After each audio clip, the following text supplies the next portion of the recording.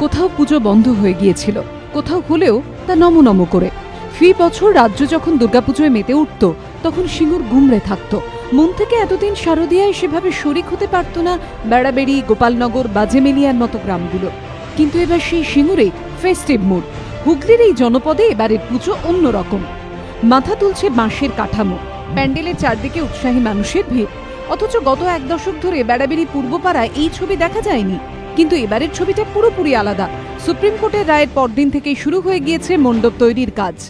2006 সাল থেকে 8 বছর আমরা দুর্গাপূজা বন্ধ রেখেছিলাম যে আমাদের জমি যতক্ষণ না ফিরে পাবো ততদিন আমরা দুর্গাপূজা আনবো না। কোর্টের রায়ের পর থেকে আমরা প্যান্ডেল করতে শুরু করে দিয়েছি যে বড় করে এবারে পুজো করব এবং দুর্গাপূজা উপলক্ষে 4 দিন ধরে আমার এলাকার মানুষজনের খাওয়া দাওয়ার ব্যবস্থা চলবে।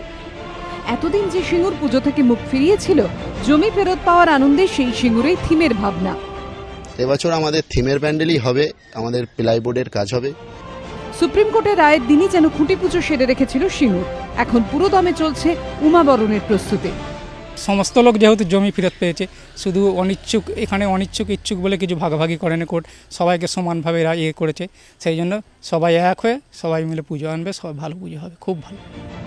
বছর 10 আগে জমি চলে গিয়েছিল, তাই পুজোর চাঁদা দেওয়ার সামর্থ্য ছিল না সব হারানো সিঙ্গুরের অনেক বাসিন্দাদেরই। কিন্তু এবার পুজোর আগে তারা ফিরে পেয়েছেন শেষ সম্বল। সেই আনন্দেই পুজোর আমেজে গা ভাসিয়েছে এলাকার মানুষ। জমি চলে গেছিল, চাঁদা দিতে পারিনি, পুজো করতে পারিনি, এবার জমি ফেরত পেয়েছি, আমাদের আনন্দ হয়েছে। আমরা এবার ধুমধাম করে পুজো করব। এতদিন সিঙ্গুরের আকাশে পেঁজা তুলোর মতো মেঘ খেলা করত, প্রস্তাবিত ন্যানো কারখানার মধ্যে কাশফুলও ফুটত, কিন্তু সিঙ্গুরবাসীর মন থাকত বিষাদে ভরা।